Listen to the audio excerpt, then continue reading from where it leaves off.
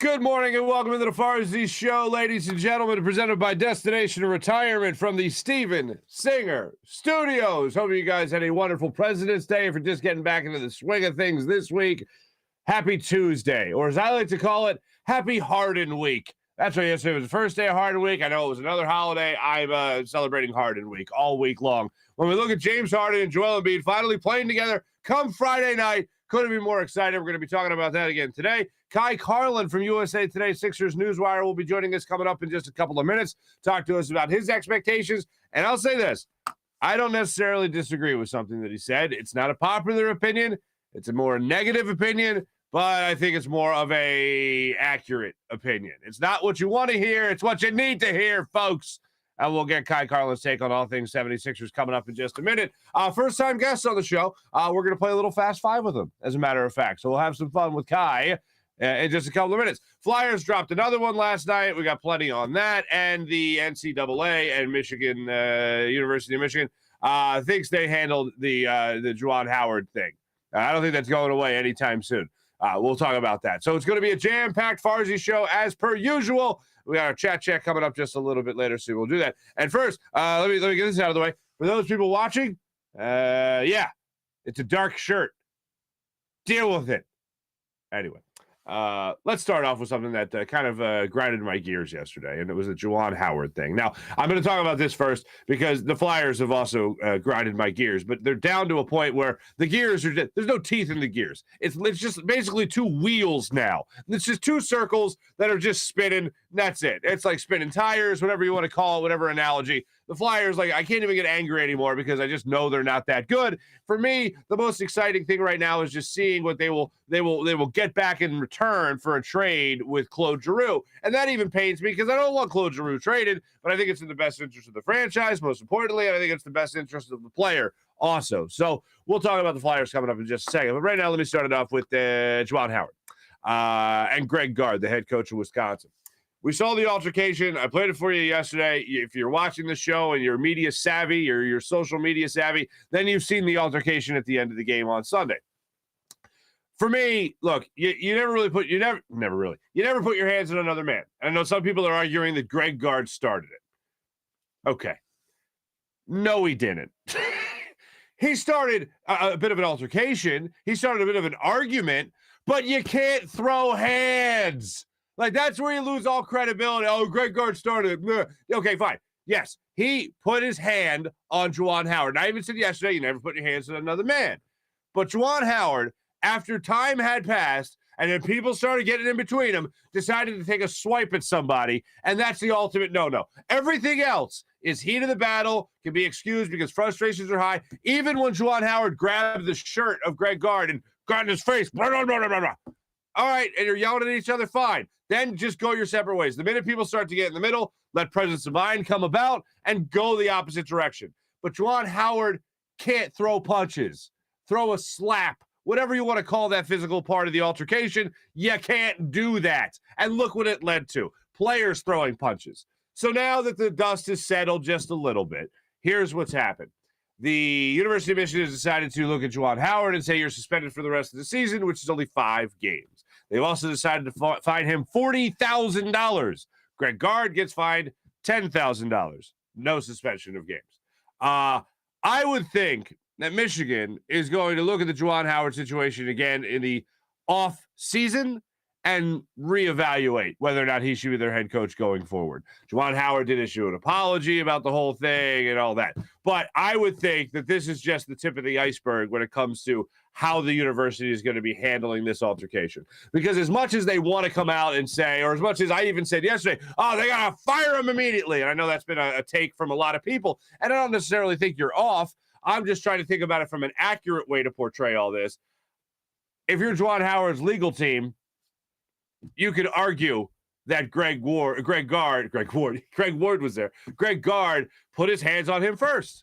And Michigan wants to handle this not in a fast manner, but in a just manner and a legally responsible manner. So I think that's what they're all going through right now. They can get away with the suspension, not a big pushback. They can get away with the fine and not a big pushback. But when it comes to overall thinking about firing Juwan Howard, that's where they're going to get into a little bit of a legal dispute because it was two men in an altercation. Although, just so you know where I side on all this, Juwan Howard, he can't throw punches. That's where it's amazing to me. Something that's so obvious escapes so many people. Oh, Greg Gard started it. Yeah, but did he throw a punch? No, then it's just two coaches being angry.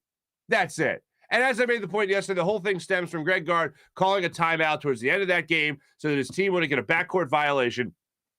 While Juwan Howard, by the way, was pressing in what was it, a 13-point game with Wisconsin up? Ridiculous. Now something that's a little bit more dear to my heart, the Flyers. Although they hurt my heart is what they do. They hurt my heart a lot. Flyers have lost now 5 in a row. They have 15 wins on the season. They've won 2 games in almost 2 months. What's the date? February 22nd? They've won 2 games since the start of the new year. That's a better way to put that. They've won 2 games. 2 games since December 30th. And those were the back-to-back games before the All-Star break. Oh, man, if that All-Star break doesn't happen, watch out for this Flyers team. They'd be on a big run right now. Yeah, okay. This is the team, and I think it was Sam Carchidi that asked the question in the press conference afterwards. Sam Carchidi said this team's the snake bit. And I don't think you can even say they're snake bit, really. At this point, I understand why you can make that justification. That's not the word I'd use. The Flyers are a really bad hockey team. And I like to use phrases like, excuse me, oh, they're snake bit. Oh, they're unlucky.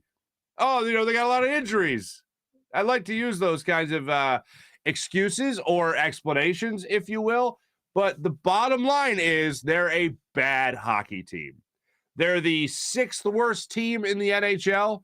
They're 1 point better than the New Jersey Devils in the Metro Division for last place in the division. They're a bad hockey team. They have the 3rd worst goal differential in hockey. They are a bad hockey team. It's like all those things add up to that old Jeff Foxworthy bit about, you're a redneck if, right? You're a bad hockey team if. Well, it's really one thing. You can't win. No matter what, you can't win. You take last night, for example, you go into the 3rd period, another game where you got more than just a fighter's chance of winning. You go into the 3rd period, you're down 2-1, you tie it up to make it 2-2. Next thing you know, the Canes come roaring back. They score 3-2. Now it's 3-2. Next thing you know, Oscar Lindblom lights the lamp. Now it's 3-3. Oh my goodness, something could happen. They make it into overtime. They get a point for themselves. And then they're thinking, maybe we'll have a chance to win a shootout. Not that that ever happens. Maybe we'll have a chance to shoot out. There's 30 seconds left on the clock in overtime. 25 seconds, 20 seconds, 18 seconds, score. Canes score. End of the game. 4-3 overtime loss for the Philadelphia Flyers yesterday. Martin Jones was in net for the loss. It was just one of those games where it's what they've had all season long, for the most part, just bad hockey at the worst possible times. I would love to talk about how the effort's not there. I'd love to say how the team's given up on the sport or given up on the season. I don't even think that's the case. I think at this point, there's enough guys on this team that are still playing for the rest of their careers. There's still guys that would have put as much good tape out there as possible to maybe go somewhere else. That's the way I look at the Flyers right now. I don't look at them as bad effort. I don't look at it that. I look at it as a team that just is not good. Isn't good at all. And there's no excuse. There's no, if they just do this, then that. No, they're just not good. You just got a bad team. You just got a bad team. The season still has a month and a half, 2 months left in it. Yeah, I'm just looking forward to the deadline, see what happens there. That's what I'll be looking forward to. We'll have some Flyers conversation, some more Flyers conversation coming up just down the line a little bit. But I wanted you guys to hear from Mike Yeo last night and what he had to say about where this team's at right now. Here's Mike Yeo on whether or not this team is, again, the term was snake bit used by Sam Carchidi, whether or not this team is snake bit. Well, I guess it's how you want to look at it. Maybe you can build some confidence from that. Could have won, should have won potentially. We're not winning those games. But again, I think getting an understanding of it's about us and when we do the things that we're supposed to, and we do them, shift after shift, man after man, we're getting good results and we're capable of playing with anybody. We're putting ourselves in a position to win because of, things that we're doing and things that we're capable of doing. We're not closing out games, again, because of things that we may or may not be doing at a certain time in the game. So, you know what, for me personally, I'm not allowed to be frustrated, you know, disappointed, feel sorry for ourselves. We have to just remain incredibly resilient right now, determined to keep getting better, and I'm going to ask the same of the players. The one thing I don't like is I'm not allowed to be frustrated. Like, I guess he's trying to paint the picture that if he's frustrated, he can't think, he can't focus, he can't do his job. I think we'd all excuse the coach if he got a little frustrated. I don't want to hot take you over here, folks. But I think when you got 15 wins on a season, I think when you've got 2 wins since December 30th, I would go ahead and go, well, you know what? He's allowed to be frustrated. Like, I'm not going to look at, you know, if their head coach wasn't frustrated, if Mike Yeo wasn't frustrated, this team would be better. No, maybe get a little frustrated. Maybe get a little angry. Maybe practice isn't so pleasant. I don't know. But again, there's nothing Mike Yeo can do. I don't think he can get in the face of a player. I don't think he can get physical with guys in practice. I don't think he can draw up the perfect play on the glass and go, all right, this is why, we just do this, put the puck in the net, then we're going to win some games. Like, no, it's not going to happen. So I wouldn't mind at all, Mike Yeo, if you got a little frustrated. I see you on the bench get a little frustrated from time to time. Wouldn't be surprised. Wouldn't put it against you if you were getting frustrated in practice either. I'm going to go ahead and say, yeah, you're allowed to be frustrated. Now, the first part of that is interesting. Just take a listen to this one more time. Well, I guess it's how you want to look at it. You know, I guess it's how you want to look at it. Is this team snake bit? Well, it's kind of how you want to look at it. We really suck. Okay. Yeah, I don't really think there's anything we could say or do with the Flyers right now to make us feel any better. The only thing they can do is bring back something in a Claude Giroux trade that would make you go, ooh, I look forward to the draft now. Or, ooh, let's see what this young guy in the minors can now do for us maybe next year or the year after. That's all. That's all. That's all we're looking at right now. Hey, baseball fans, big meeting yesterday. I know I'm not changing my stance. I'm really pissed off at baseball. Baseball continues to drop in my rankings of like my favorite sport, and business things like this with the delay of spring training already. That's already got me like this frigging sport. Really? What are we talking about here? Sport. This is business. This is really what it is. Jeff Passan is one of my favorite people to follow when it comes to all things baseball. Jeff Passan put this out yesterday while the sides were meeting. If you can see this, for those getting excited about a potential labor deal done today, meaning yesterday, Monday, chill. I love Jeff Passan. Chill. It's the first day of bargaining. This could go for a week. I hope it is to lay the groundwork and we make progress as talks continue.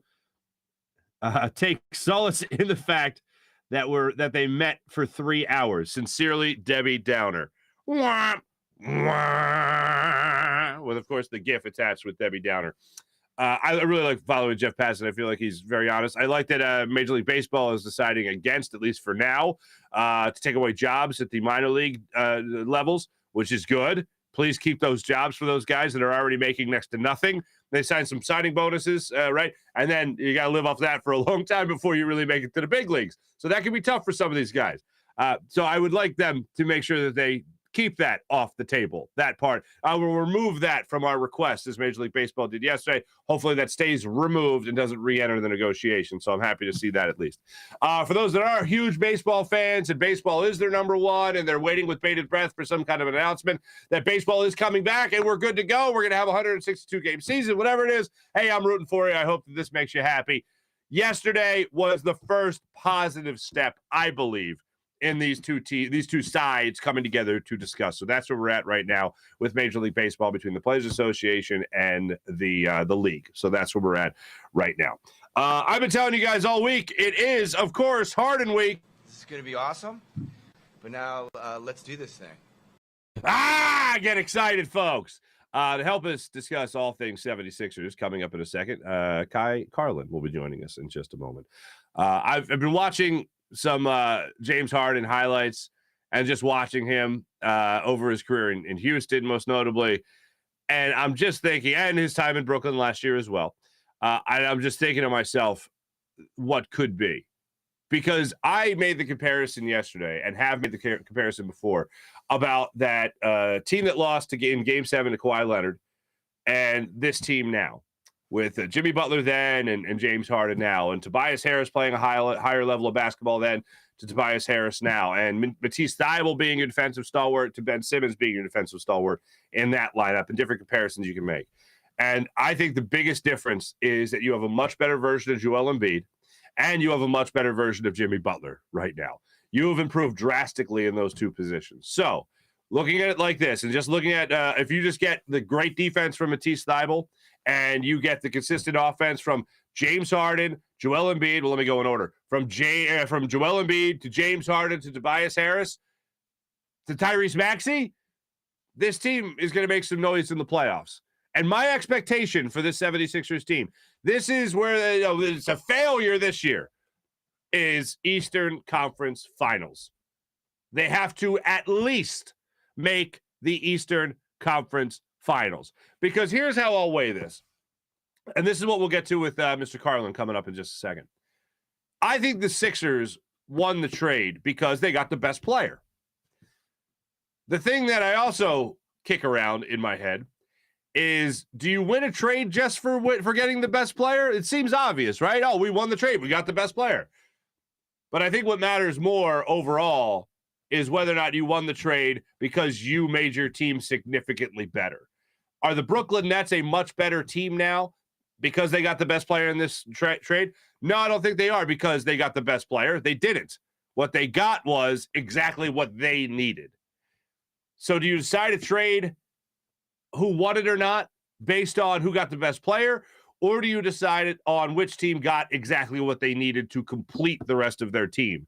Because Ben Simmons, Seth Curry, and Andre Drummond, that can complete that Brooklyn Nets team, especially when you have so many other scorers in that lineup, both in the starting five, four guys that will be playing with Ben Simmons, and coming off the bench, a guy like Patty Mills, for instance. And Ben Simmons came out and said yesterday, according to a report from Ramona Shelbourne, Ben Simmons said he's going to be ramping things up over the next couple of weeks, and he hopes to be ready in the next couple of weeks. Not months, but the next couple of weeks. And I know we're all looking at a game that's less than 2 weeks away right now, or 2 weeks away right now, or 2.5 weeks, rather, the Sixers taking on the Nets March 10th at the Wells Fargo Center, where Ben Simmons could make his debut this season and his return to the Wells Fargo Center. I'll say this about it, and I was having this conversation with some people yesterday. If I have mental health issues, the last thing I'm doing, and I'm just recently over those mental health issues, the last thing I'm doing is going back to where a lot of those mental health issues started. The last thing. Now, Ben Simmons can say in his press conference, and he did say this last week, it's got nothing to do with the Sixers. It's got nothing to do with what the coach said. It's got nothing to do with Joel Embiid said. It's got nothing to do with what the fans said or did or booed or whatever. It's something with me personal. Well, whatever it is, those personal things seem to be tied into Philadelphia a lot, considering you couldn't play there anymore and you had to be traded. I liken it to someone who was just bitten by a shark and putting them back in the ocean. They don't want to be back in the ocean. They don't got good memories, man. You just got out of the hospital. Hey, let's catch a wave. No, thanks. I'm not doing that. I would still be a little surprised if Ben Simmons actually played in this game. Yesterday, again, with the report coming out that he's ramping up everything, we'll see. Well, I'm waiting with bated breath, is what I'm telling you. Let me tell you about my good friends at Destination Retirement, my man, Mike Seibert, ladies and gentlemen, RICP, a financial advisor for Eagles fans only. You heard that right. Eagles fans only. First question. Who's your allegiance to in football? The Eagles? Okay, we can do business. Here's how I can help you get ready for retirement. His firm, Destination Retirement LLC, is a full-service planning firm and an affiliate of 1847 Financial. Let him create a written financial plan for your accumulation years and your distribution years. I didn't even know what those were before I talked to Mike Seibert. A pension is few and far between nowadays, and you're on your own if that's all you got with a 401k and IRA. So let Mike help you turn your assets into an efficient income stream that you can't outlive. Mike Seibert is here to put a plan in place to help you retire, or if you're already in retirement, a plan that keeps you on the good side of the money and helps you alleviate from people's biggest fear, running out of money. Come on, Eagles fans, with stock market volatility and taxes probably going up, you need someone as your financial head coach with the experience to tackle these obstacles. With over 30 years in the financial game, Mike Seibert is a seasoned veteran who is committed to helping Eagles fans get to and through retirement.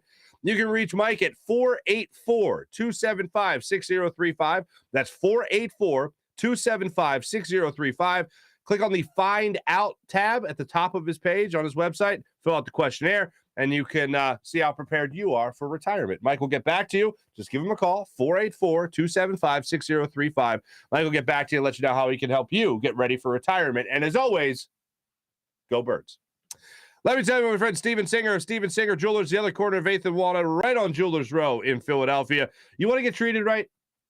You want to feel uncomfortable? If you want to feel uncomfortable, you go to another jeweler. You want to get treated right? You want to get treated like family? You go to Steven Singer Jewelers, where you know you're getting the perfect price every single day. It's not a matter of running in, I got a coupon. I heard there's a sale today. No, it's the sales every day. Perfect prices every single day. So you go to IHateStevenSinger.com. Look at all the beautiful inventory that they have. And then you go to the other corner of 8th and Walnut, and you see it right there in person. Diamond earrings, tennis bracelets, diamond necklaces, and diamond rings. Diamond engagement rings. They have Ready for Love diamond engagement rings standing by at the ready. You want to get engaged? They're ready to go for you already. It's not just a clever name. Also, a real jewelry expert will walk you through all the beautiful inventory if you need help picking out that perfect engagement ring for that special someone in your life. So do what I do. Trust Steven Singer and his staff at Steven Singer Jewelers when it comes to your jewelry purchases. That's IHateStevenSinger.com. Always fast and free shipping at IHateStevenSinger.com. That's IHateStevenSinger.com. Ladies and gentlemen, we have a first-time guest on the Farzy Show today, joining us on the Rothman Orthopaedics guest line. He is from Sixers Wire. He also just got a little bit of a promotion with the USA Today Wire. As a matter of fact, I'll let him tell you about it as he joins us. Ladies and gentlemen, please welcome for the first time on the show, Mr. Kai Carlin.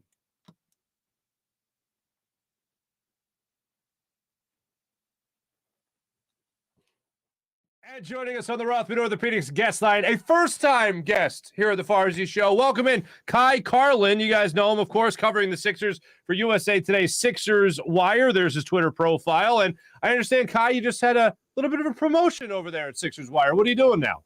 Yeah, a little bit of a promotion, now going from just running Sixers Wire to now being the basically the digital editor of all of our Wire sites. We have 9 Wire sites. We cover the Sixers. We have a Nets Wire, a Celtics Wire, Rockets, Thunder. We have a LeBron Wire, which because you got to cover LeBron James. He gets his own site.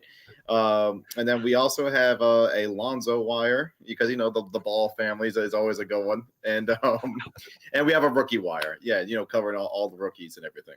It makes sense. It makes sense. So I want to ask you this, because I want to ask you first about one of your latest articles here that you can read on Sixers Wire, of course. You also have it on your Twitter account as well. Joel Embiid. And one of the things that the article covers is the versatility of this 7-foot monster that seems to do everything on any given night. He said it himself. He could be Dirk. He could be Shaq. He could be Kobe. He could be Michael, whoever. When you watch a guy like Joel Embiid, is it hard not to get caught up in just how talented this guy is and realize that it's a subject that you have to cover?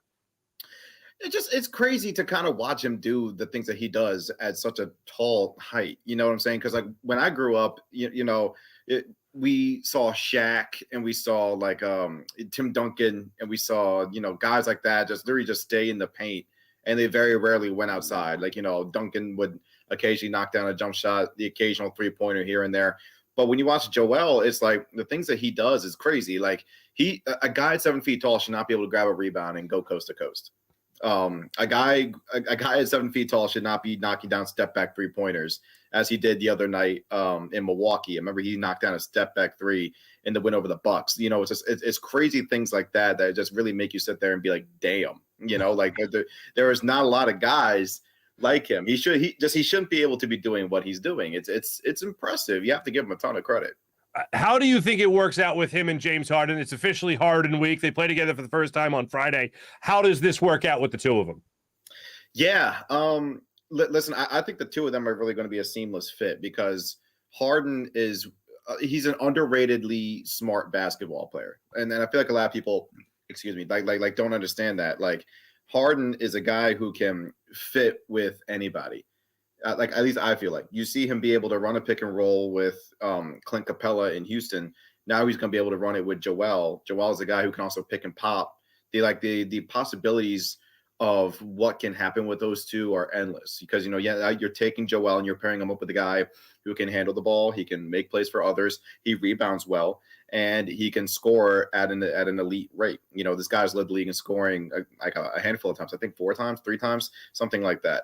So the point is, Harden is a guy who he's exactly what they need. They need a guy from the perimeter to be able to take games over when the game is, on the line, which is pretty much what they had in Jimmy Butler. But, I digress. But yeah, like Harden pretty much brings in a lot of different things that they need. He fills in a lot of needs. My concern, if I'm a Sixers fan moving forward, is how do you replace Seth Curry's shooting? Because Matisse Thybulle shoots under 30% from deep.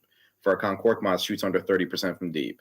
Danny Green is having a little bit of a down year just because he's been hit with so many nagging injuries and he had a COVID issue. And hey, let's just call it for what it is. He's old. So, the Sixers, that they do have some issues moving forward that they do need to kind of figure out. I want to go back to something here because tell me if I'm crazy.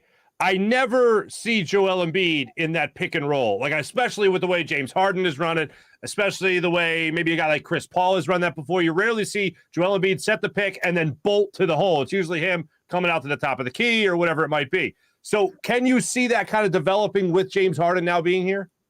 I can, and it's because Joel is an extremely smart basketball player too. Like people just kind of see a guy who can just dominate a game, but it also takes the smarts to be able to understand what you have to do in certain situations, right?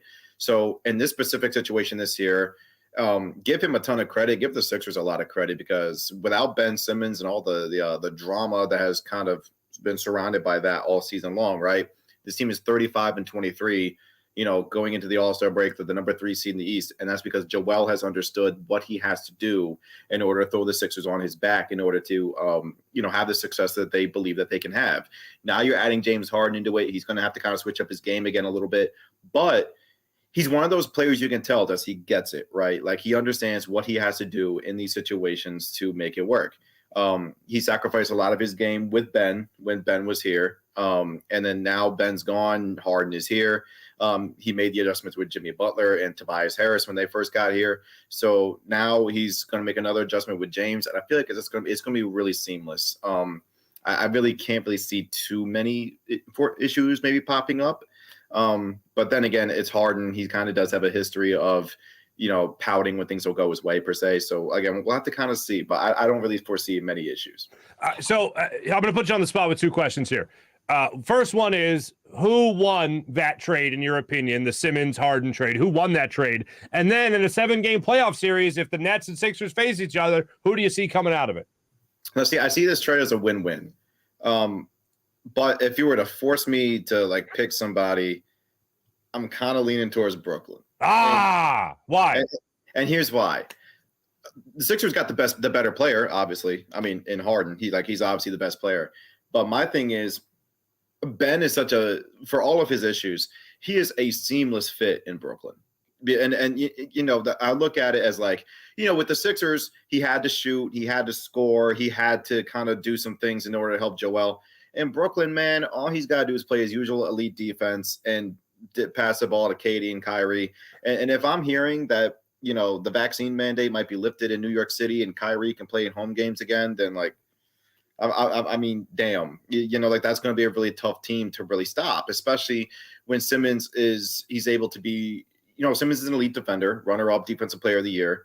You got a guy, again, who can rebound, push the break, and all he has to do is set up Kevin Durant, Kyrie Irving, Seth Curry. Curry had a hell of a year last year, playing next to Simmons. And then also, let's not forget Joe Harris. There's a potential Joe Harris return. We don't know that yet, but if he does come back, that's another shooter you put on the floor next to Ben Simmons, and that's incredibly tough to stop. Mm-hmm. That's all I'm going to say. It's going to be incredibly tough to stop. Like Simmons, KD, and Kyrie could be more deadly than Harden, KD, and Kyrie. All right. When it comes to the Sixers starting 5 right now, there's some debate about Danny Green possibly going back into the starting 5, taking Matisse Thybulle out. So there's another shooter, quote unquote, on the floor, but you had kind of just talked about Danny Green's ailments when it comes to not only injury, but also his shooting percentage. Would you keep Matisse Thybulle in the starting five, or would you go back to Danny Green? I would go back to Danny Green. And it's because he at least is shooting, I think, 36% from deep. So it's down from the 40% he shot last year. But maybe now with Harden back on the floor, maybe that percentage goes back up. And who knows? Maybe a guy like Korkmaz, like his shooting percentage has been so low because he's had to handle the ball a bit more. Maybe now with Harden, because he doesn't have to handle it much, maybe his 3-point percentage goes back up. And that's something that could happen for Danny Green. So I feel like that could be a factor. I would start Green. I would start Thybulle only for specific matchups. For example, when they're playing the Warriors and you got a matchup with Steph Curry, I would start Matisse. Because here's my thing. Matisse is an elite defender. Like, he's probably the best perimeter defender in the league right now, especially with Kawhi Leonard with his injury. I'm not counting Kawhi at the moment. So, like in my opinion, Matisse is probably the best perimeter defender in the game. Those are the things that he does. It's just insane. But offensively, Mark, he is – if he's not making three-pointers, especially on this team – when Harden drives and kicks it, and you're kicking it to a guy who some defenses don't even pay attention to him. There was one game earlier in the year. I want to say I'm taking you back to November. They lost to the Heat, and the Heat went to a zone defense, and the Heat could not care less if Thybulle caught the ball at the perimeter. They just did not care. Final game before the break in Milwaukee, the Bucks put Giannis on Matisse, and just again they did not care. They were just like, Giannis, leave him open. We don't care. And in the second half, like Doc started Korkmaz in Matisse's place, and Korkmaz made a difference. He knocked down 2 3-pointers to start the second half of that game, and the Bucks had to readjust. And Matisse only played 2 minutes and 51 seconds after halftime of that game against the Bucks. And it's because, again, like the Bucks did not care that Matisse was at the 3-point line. So until he starts knocking down his threes, Mark, there are just going to be some games where he can't play them. It is an unfortunate truth. The only thing I do like about Matisse Thybulle versus Danny Green on the offensive end is that Thybulle actually does cut to the rim. I feel like he does much better in that area. Yeah, that's the one thing I've definitely seen improvement on, offensively speaking, when it comes to Thybulle. So I'll ask you this, generally speaking, and we got your answer on the Nets, but expectations for the Sixers prior to Harden, expectations for the Sixers after acquiring Harden. Okay, before the Harden deal, I potentially had them losing round 1 depending on the matchup. Wow. Okay. Like if they would have made matched up with like Milwaukee round 1 without Harden, like before the Harden trade, if they were to match up with Milwaukee round 1, because the East has been so jumbled up this year, like if they were to match up with the Bucks or the Nets or the Heat or the Cavs or something like that round 1, like you could see them losing round 1. You really could, despite Joel's dominance. But then now that they get Harden, I potentially see a possible Eastern Conference Finals run, depending on matchups. Again, like they could lose round 2 again, right? But they get the right matchups. They can make the Eastern Conference Finals because of how, like I truly believe the Embiid Harden duo can be something really tough to stop. All right, I'll keep my fingers crossed there. I have to ask you the MVP question. Joel Embiid, MVP of the league so far? Yeah, right now, especially when you consider everything that's going on with this team this year, Mark. Let's be real. I mean, the Sixers should not be where they're at right now. They just shouldn't. And I feel like Doc Rivers deserves a lot of credit too. I feel like he should at least get some type of Coach of the Year consideration. Wow. Okay. Because again, I mean, with the whole Ben Simmons nonsense and the injuries and the COVID issues, and this team is 35-23, Joel, in my opinion, is the MVP right now. He's leading the league in scoring. He'd be the first big man to lead the league in scoring since Shaq in 2000, if he can finish it up. And, that's crazy to think about. 22 years or 21 years have gone by without a big man leading the league in scoring. That's crazy. Joel could break that streak if he can keep this up. So I feel like he's the MVP at the moment, and I do believe Doc should at least receive consideration for Coach of the Year. Awesome. All right. Now, that was the last question I have on basketball. Since you're a first-time guest on the show, I want to play a little Fast Five with you, if that's okay with you. And you know what? I might actually do this. I might actually put music to the interview, if you don't mind. Is that cool? That's perfectly fine. All right, let's see if this actually works here. Let me see. Let's see if this fits the mood. Okay. Not really, but the hell with it. I'm going with it. Here we go. Kai Carlin, Fast Five. First question. Best job. Okay, this is just weird. I can't do this. Let me split. Oh, this says rock, so that means it's going to be awesome. Here we go. First question. Best job before the job. Probably lifeguarding. Oh, you were a lifeguard. I lifeguarded for 9 years, like all throughout high school and college, and then like a couple years even after college before I got this gig. Yeah. Okay, lifeguard. That's pretty solid. Like at the actual beach, a pool. Where were you lifeguarding? It was strictly pools. I wasn't in the mood to like be messing with beach stuff. And just, I was not in the mood for all of that. And then also, pools offer the opportunity to work in the wintertime too because of indoor stuff. So like Yeah, that's good. That's good. All right, go to fast food place. Chick-fil-A. Back-to-back Chick-fil-A. Marc Jackson was on last week. He said Chick-fil-A as well, but he just goes there for the fries apparently, just the fries, because he's a pescatarian. That fella. If you didn't know that, fun fact. All right. Question number 3. First date deal breaker. You're on a first date. Person can't do this. What is it? I'll have to say being rude to the staff. You and me, bro. You and me. Same one. Same one. Question number 4. Favorite city to travel to? Probably Miami. I mean, just because a couple reasons. First of all, it's Miami, and 2, like my entire family is in South Florida right now. I'm the only one that lives up here. So whenever the Sixers get to go to Miami, I get to not only cover the game, but I get to see my family as well. So. Do they pity you for having to live like in a place that snows? Oh yeah, all the time. Because on Christmas Day, it was like 78, 80 degrees down there. Up here was like, I don't know, 32 or something. So big difference. Yeah. Gotcha. Last question, Kai Carlin, Sixers Newswire, USA Today. Question number 5 and final question. In traffic, what makes you beep your horn? People who don't know how to merge, like people that don't put their traffic signal on when let's just say like the lane is closing and they need to get to your lane and they just kind of do it without giving you the heads up like, hey, I'm trying to get in your lane. Like, I mean, I can't stay at that. Well, those are 5 great answers. I score you 5 out of 5 on all of these because I too was once a lifeguard, my friend. I too once was a lifeguard. Kai Carlin, make sure you guys read all his stuff. The guy does a phenomenal job for Sixers Newswire. Here once again is his Twitter profile, so you guys can give him a follow at Kai. That's KY_Carlin. Check him out right there. Sixers Newswire USA Today. Kai, great talking to you, man. We'll have you on again. Thanks so much for joining us. Mark, thank you so much for having me on, man. I definitely appreciated it. Absolutely. Kai Carlin joining us here on the Rothman Orthopaedics guest line.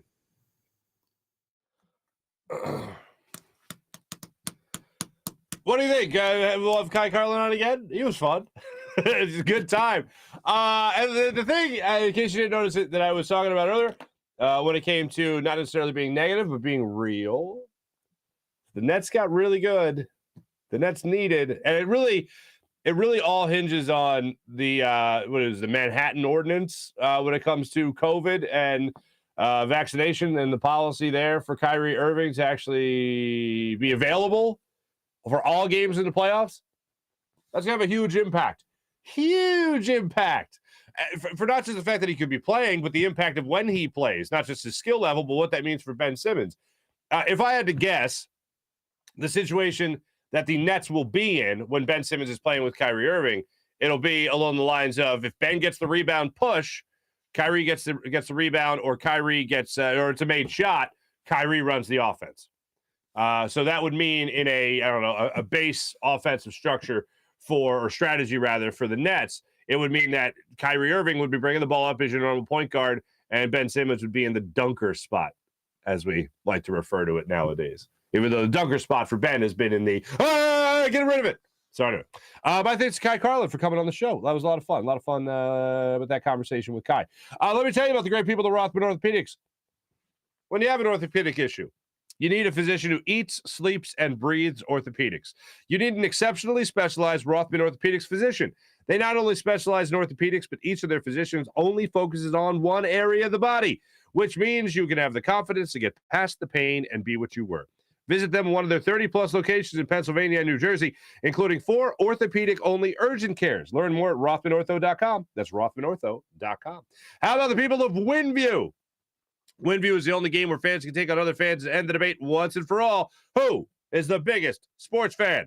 If you have those friends and family members who think they know everything about sports, play them in a WinView contest and have them walk the walk, See if they can walk the walk as well as they talk the talk. You want to break up the monotony of family dinners and get-togethers? Play during a quarter of Monday Night Football. Play during Thursday Night Football. Sunday Night Football when football season's around. Maybe play a little college. Maybe play a little NBA action. Things get back to normal on Thursday. Sixers play on Friday night. So when you're tracking all the games, make sure you're doing it with the WinView app.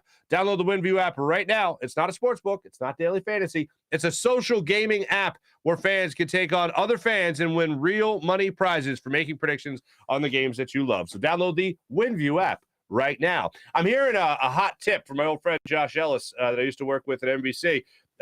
Cam Atkinson over on shots per game. Pretty good one in the NHL to look at. That's our good friends at WinView. How about the good people at PHL Sports Station, Philadelphia Sports Station, enhancing your Philadelphia sports fan experience across all social media and PHLSportsStation.com. I'm laughing because I'm seeing somebody talk about thumbs, Ben Timmons, in the chat.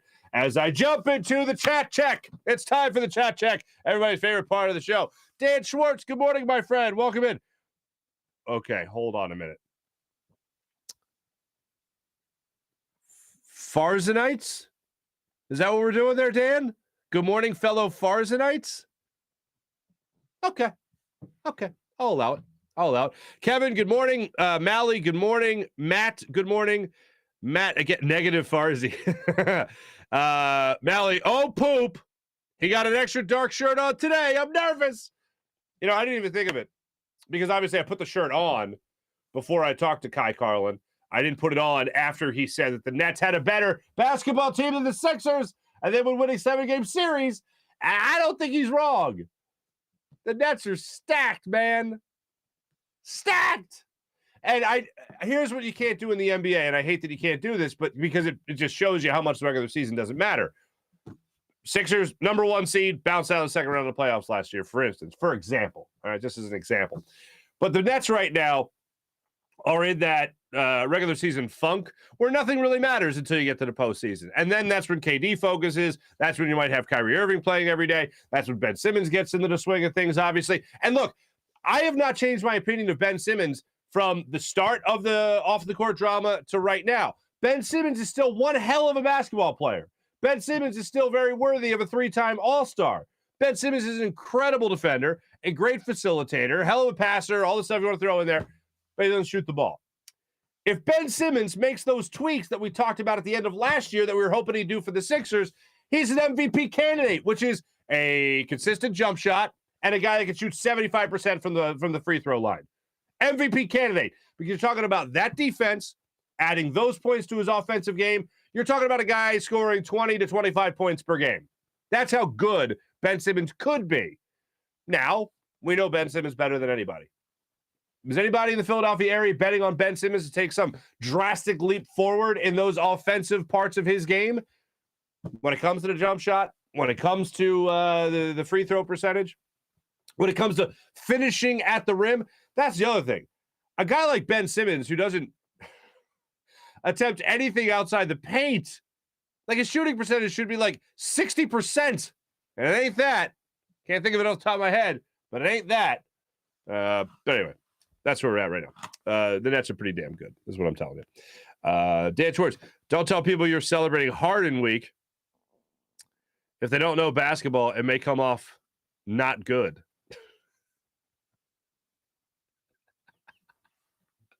I'm saying it slowly in my head now, Dan. Thank you. I understand what you're saying. Fuji, what's up, Mike Fuji? What's happening? Happy Tuesday to you. Mally, how many different losing streaks have the Fly Guys had this season? There's been a bunch. But let's not forget, folks. Well, I guess it's how you want to look at it. You know, I want to look at it like you don't have a lot of wins. That's how I want to look at it. By the way, Ryan Giroux, Claude Giroux's wife, is a fun follow on Instagram.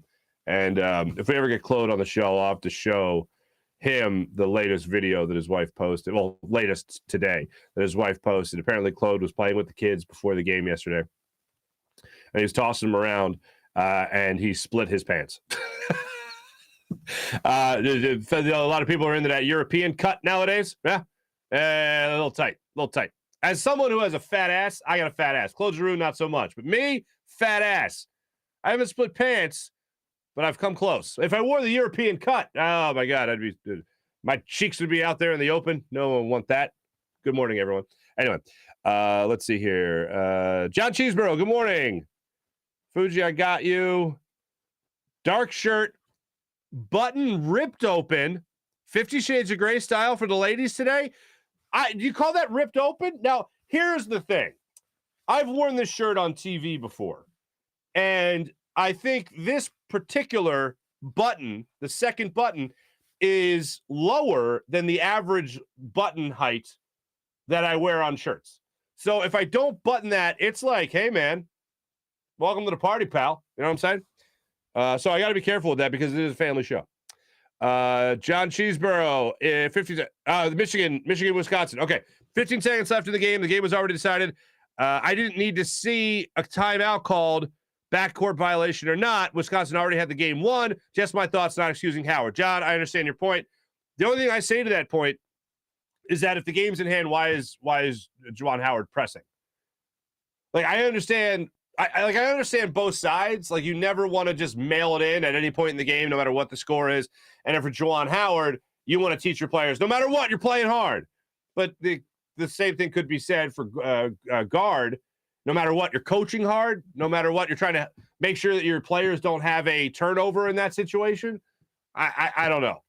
I'm always of the school, and I got into this yesterday. I'm always of the school. If you don't like what somebody's doing, stop it. So even if the score is out of hand, I understand what running up the score means, and I understand there's a certain respect level of a day you just might not have it. But if I'm the other team and I'm getting my ass kicked, and look, it wasn't professional sports at all, as I've told you guys before. Athletically, I'm pretty sure I peaked in 8th grade. But when it comes to like getting your ass beat by another team, if you don't like it, don't complain.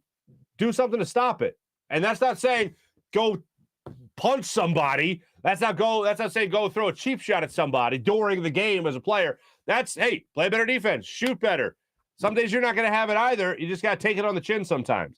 I understand both sides, but as you said, John, you're not excusing Howard. All of this doesn't matter if Juwan Howard doesn't throw a punch. If Juwan Howard doesn't throw a punch or a slap, a swipe, whatever you want to call it, then it's two guys that got angry. And you could understand why both guys would get angry. You could understand why Juwan Howard wouldn't want that timeout called and took exception to it. You would understand why Greg Gard, you would understand why he was upset Juwan Howard didn't shake his hand. And even if Greg Gard put his hand on Juwan Howard and wanted to have a conversation and Juwan Howard wasn't having it, and you have the shirt grab and the finger pointing and the yelling, that's all fine. That's all heat of the battle. That doesn't mean anything. It's like last year, I forget who it was. I think it was Michigan State. Tom Izzo, I think it was Tom Izzo, got into an altercation with one of his players. They're running off the court, I want to say, at halftime, and there was a little back and forth where they're yelling at each other. And some people were like, oh, you can't yell at a player like that. You can't put your hand on a player to turn him around and have a conversation. That's a coach and player relationship. And every player that watched that game, and I think it was Draymond Green was one of them, he goes, there's a lot of casuals out there that don't understand the relationship between a coach and a player. And I'm not a casual by any means when it comes to sports, but that was something I had no issue with. But some of the soccer parents out there, oh, you can't do that. They're fine.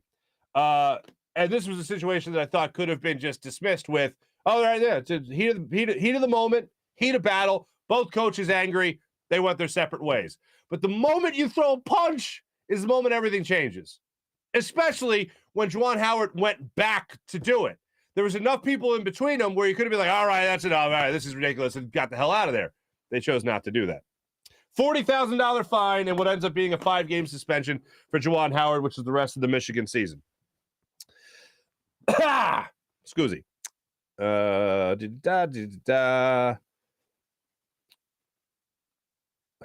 T-Bro. Farzy in the morning, look into the mirror. Take this dark shirt, side chat. I like it.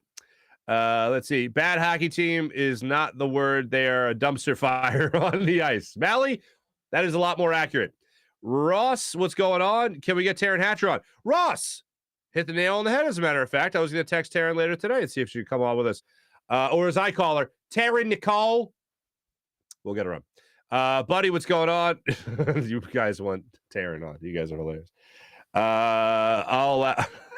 James, I'll allow that. Yeah. Meaning to say this, the slam dunk contest should no longer be the main event of the All-Star Saturday night. It hasn't been good in years. And Saturday, I went to sleep and didn't finish it. I've thought the slam dunk contest, maybe for the last 10 years, I don't know, I can ballpark it, has been just garbage. I think they should just do away with it for players. And I think that they should bring in celebrities that can throw it down. Like the Celebrity All-Star Game is cool. I think they should just have a celebrity slam dunk contest and just see how that goes. Maybe even you pick a fan and you give them a trampoline and you say, all right, you're in the dunk contest. But yeah, what we're watching, like the moment you don't have the big stars in it, the moment it's done. No thanks. So yeah, I'm with you there. I don't think they should do it anymore. Mally saying a nice weather girl would definitely distract me from a Flyers season. Mally, good for you. 3-point shootout should be the main event. All right, John, I'm with you there. I like that. Yeah, Karl Anthony Towns was pretty much on fire. Luigi, of course, the weather girl's mentioned, and you're right there. Yeah, we'll get one. Julian, I saw your comment from the other day. You couldn't catch the show live, so you listened on your way to New York. Appreciate you, brother. Thank you. Julian, welcome in. I miss Jimmy in a Sixers jersey. So do I. Did you happen to watch when Steph Curry was accepting the Kobe Bryant trophy for the MVP of the All-Star game? Directly over his shoulder between him and the commissioner, whoever was interviewing him, there was Jimmy Butler and Joel Embiid chopping it up pretty good. And Jimmy Butler just giving him that kind of like, you're crazy. You know, that kind of look. What could have been? Many unimpressive dunks, no star power. I agree with you there, John. Mally, I guarantee Ben will not be playing in the March 10th game. All right, Mally, I'll hold you to that.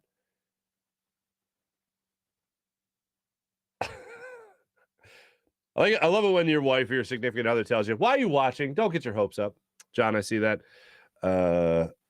Morning, April. What's happening? Raise your hand if you thought KOT was going to go for 30. Yeah, okay. 30, yeah, sure. Zach, my hand is raised. Thought Karl Anthony Towns was going to go off for 30. Trae Young forcing a lot of shots. He definitely was. Brett, good morning. Rick, first date deal breaker. She's got a stronger mustache than I do. Next comment. It has happened. Rick. Yeah, that's like, what the hell was I watching recently? It was one of those, I was up doing a late night feeding with Leo, and I was like, what do I do? What's on? And I think it was it Marco Polo on Netflix, a show that was canceled years ago? And I was like, I'll watch this.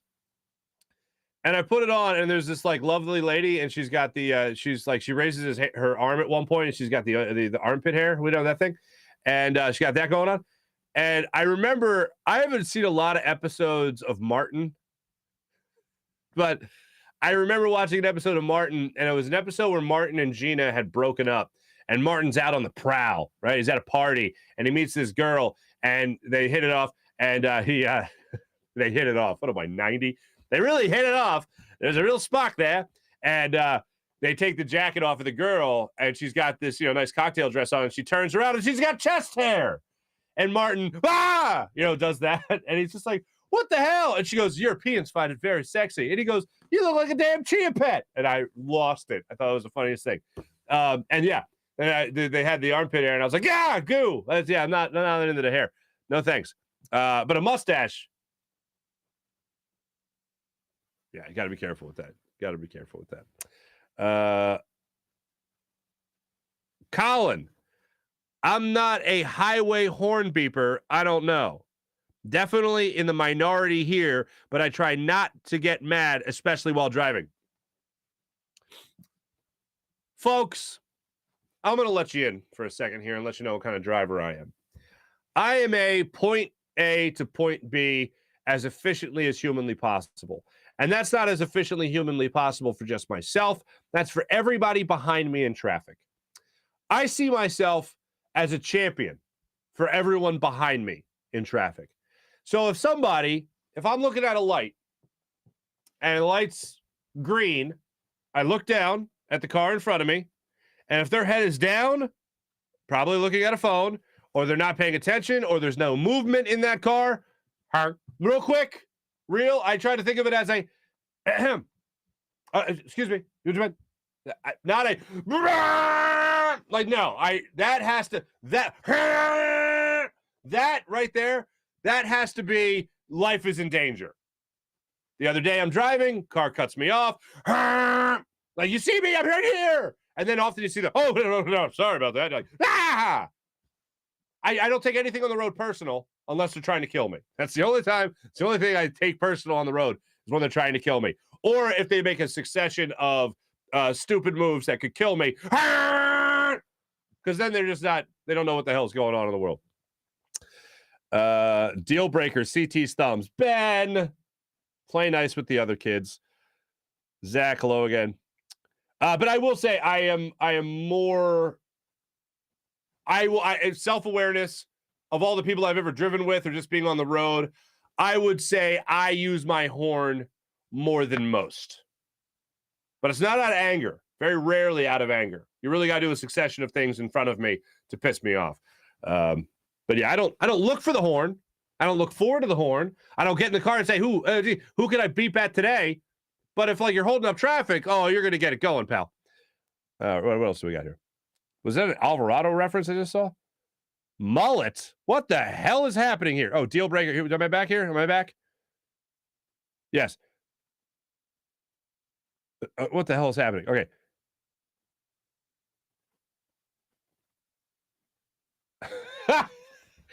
James, I didn't notice this. Anyone else bothered by Kai Carlin calling it a traffic signaler and not a turn signal or blinker? He's from Michigan originally, I want to say.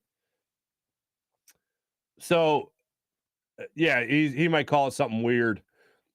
Break out some of the best profanity and profanity combinations when I'm driving. We all become poets. I often think of the line from the movie Christmas Story. My father works with curse words the same way that some artists work in paints or clay. Is that the line? But you get what I'm saying. I think suspension.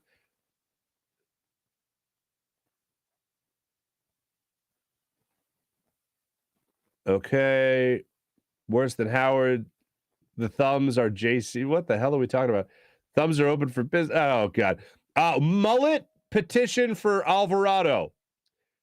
Hackabin, slap Simmons come playoffs. Yeah, I'm with you. Slap a Simmons. I like it. Yes, Mullet. People down here are excited the Hurricanes beat the Flyers. I'm assuming they haven't watched the Flyers all year. April, just be like, yeah, it's a consolation prize. Congratulations.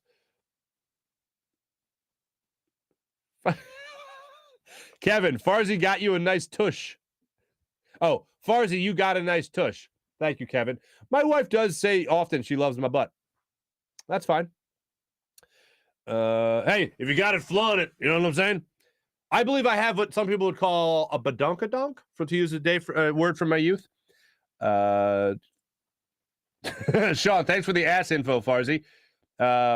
Did not know or care. Not that there was anything wrong with that. Hey, every morning we hang out together. I feel like you should know these things about me. Oh, I'm also bald, for those that didn't know. If we're making requests for guests on the show, B-Doc or Chris Long, we'll love it. And I've tried for both. We do need a Hughes Day week. We are well overdue. Well overdue. I told you there's a little schedule change, so we're trying to get back on track.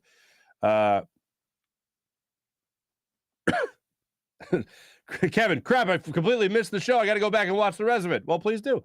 Mullet, Alvarado, appreciate it.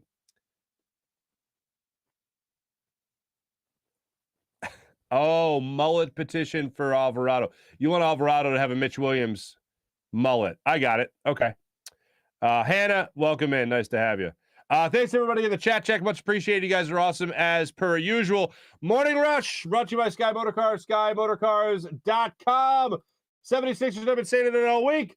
They got James Harden playing for them on Friday night when they return to action for the first time since the All-Star break. I know we're all looking forward to it. They visit the Minnesota Timberwolves, and that is on Friday, 8 o'clock tip-off. Flyers back in action, ladies and gentlemen. Flyers are back in action. tomorrow, I believe they are. Yeah, I think they have a day off in between games. Flyers they're right back at it tonight against the Blues. 7:00 puck drop in South Philadelphia. Flyers will try to extinguish their latest losing streak of 5 games. So there you go.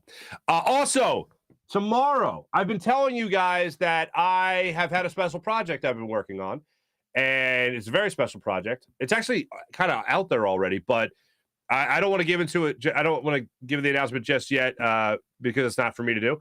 But hopefully I'll have green light and be able to talk about it tomorrow. I'm very excited about this. It's something I've been working on again, actually all week, last week and this week. And I was working on about 6 months ago as well. So I look forward to being able to reveal that. And there's also a name attached to it that you guys will know. So I look forward to that as well.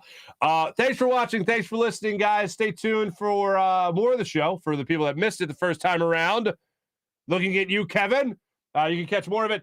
And yes, I will reach out to Taryn Hatcher and try to get her on for tomorrow to talk some Flyers hockey. Thanks for watching. Thanks for listening. Much appreciated. Jim Hyder produced the program, did a phenomenal job. This is a Buzz Sports Entertainment production from the Steven Singer Studios. This is the Farzy Show presented by Destination Retirement. Have a great rest of your day, everybody. Take it easy.